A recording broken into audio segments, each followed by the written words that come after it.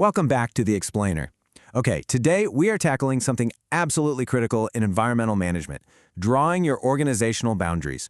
We're zooming right into ISO 14001-2026, Clause 1. We're going to deconstruct exactly how we define the scope and applicability of an environmental management system.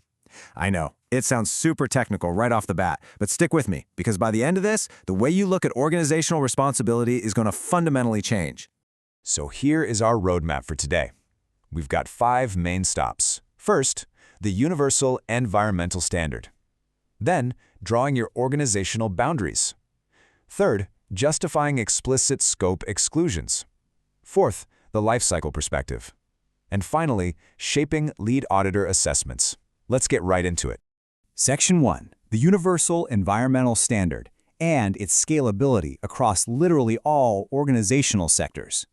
We have to start at this macro level because, well, you really can't understand audit boundaries until you accept the foundational premise of ISO 14001-2026. This standard applies to absolutely every sector. You might be wondering, why does it matter that a service industry uses the exact same standard as, say, a heavy chemical plant? It's because environmental impacts are completely universal, even if they look drastically different on the surface. Think about it. An automotive manufacturer is dealing with paint emissions and solvent usage, right? Meanwhile, a hospital is tracking biomedical waste, and a nonprofit university is managing campus energy and paper waste. The beauty of this framework is that it is totally designed to scale right to your specific operations. Which brings us to this incredibly important number, 0. That is the exact number of limitations ISO 14001 imposes on sector classification, organizational size, or geographic location. 0. Whether you're a tiny micro-enterprise with 5 employees or a massive multinational corporation spanning 50 countries, the standard applies without a single restriction. Environmental responsibility? It's a shared obligation across the entire global economic system. Moving on to Section 2, drawing your organizational boundaries. Where does your impact actually begin and end? To answer that, we have to define scope. Simply put, scope clarifies exactly which activities, products, services, and locations are governed by your environmental framework. But hey, I want you to really remember this. Scope is not just some descriptive statement to fill out on your paperwork. No way. It's a strategic declaration of your organization's environmental accountability. It's you making a bold statement about exactly what you are taking responsibility for. Which naturally leads us to ask, what actually makes up a boundary? This is where we have to rethink what a boundary looks like in the real world. We usually just picture a physical fence line around a factory, right? But the 2026 standard requires a way more sophisticated approach than that. Because boundaries aren't just brick walls. Your scope actually encompasses 3 distinct dimensions. First up, you have physical boundaries. This is the obvious stuff, your actual geographic locations, plants, offices, distribution centers. Then you have functional boundaries. This includes your operational processes and, crucially, the outsourced administrative activities you rely on. And third, authority boundaries. This is all about the level of control your organization has over joint ventures, subsidiaries, and contractors. You might not actually own a contractor's equipment, but if you have the authority to dictate how they operate on your site, yeah, they fall right inside your boundary. All right, Section 3, justifying explicit scope exclusions, or, as I like to call it, no environmental gerrymandering allowed. Organizations sometimes try to pull a fast one and artificially redraw their boundaries just to hide their most polluting, difficult-to-manage activities. ISO 14001 strictly polices this. Let's look at the stark difference here. A totally justified exclusion might be a third-party cafeteria inside your office building. If you lease the space and literally have 0 contractual authority over where they source their food, their packaging, or how they dispose of waste, you can legitimately exclude them from your scope. Makes sense, right?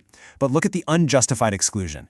Imagine a manufacturing company trying to exclude its high-risk wastewater treatment plant just because they hired an external contractor to run it. If you see that, your auditor alarm bells should be ringing so loudly. The manufacturer is the one generating the wastewater. They have shared responsibility. Excluding it is a massive, unjustifiable nonconformance. Let's broaden the lens even further in Section 4, the life cycle perspective, looking way beyond that physical fence. Because in today's globally connected supply chains, your environmental influence definitely doesn't stop at your loading dock. The framework literally states, life cycle perspective considers environmental impacts associated with raw material extraction, product manufacturing, distribution, usage, and disposal stages. ISO 14001:26 demands that we look at the whole picture. Now, you don't necessarily have to control every single step, but you absolutely must consider your influence over them. Environmental impacts are spread out across a product's entire journey. Let's say you're an electronics manufacturer. You can't just audit the energy used in your assembly plant and call it a day. Nope. You have to track the environmental impact starting from the extraction of the rare earth minerals you're sourcing, all the way through the emissions from global transport, manufacturing, and right down to the end-of-life disposal and recycling of that e-waste. By looking at sourcing, manufacturing, transport, and disposal, you're finally capturing the true footprint of your product. And that brings us to our final stop, Section 5, Shaping Lead Auditor Assessments. How do we verify this scope declaration?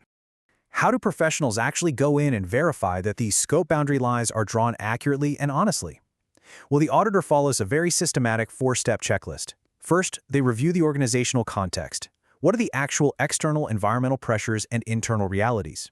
Second, they rigorously check any exclusions to ensure they have strict, documented justification. No gerrymandering, remember. Third, they verify that the life cycle and supply chain impacts haven't just been conveniently ignored.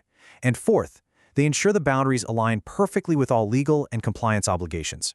If your scope somehow omits a process that legally requires an environmental permit, you better believe the auditor is going to flag it immediately. The absolutely crucial takeaway here is that ambiguous scope definitions don't just look sloppy on paper. They create systemic compliance gaps. If you define your scope vaguely, maybe saying something generic like manufacturing operations, without specifying locations or life cycle boundaries, you're leaving massive blind spots. And that is exactly where pollution, waste, and regulatory violations can thrive completely unnoticed. So I want to leave you with this provocative thought to chew on today. If you audited your own organization right now, what hidden environmental impacts are lying just outside your declared boundaries? Are there outsourced logistics, supplier emissions, or end-of-life product waste that you're influencing but totally ignoring on paper? Figuring out your true scope is literally the very first step toward genuine environmental stewardship. Thanks so much for hanging out with me for this explainer on ISO 14001:2026. Keep learning, keep questioning those boundaries, and I'll catch you in the next one.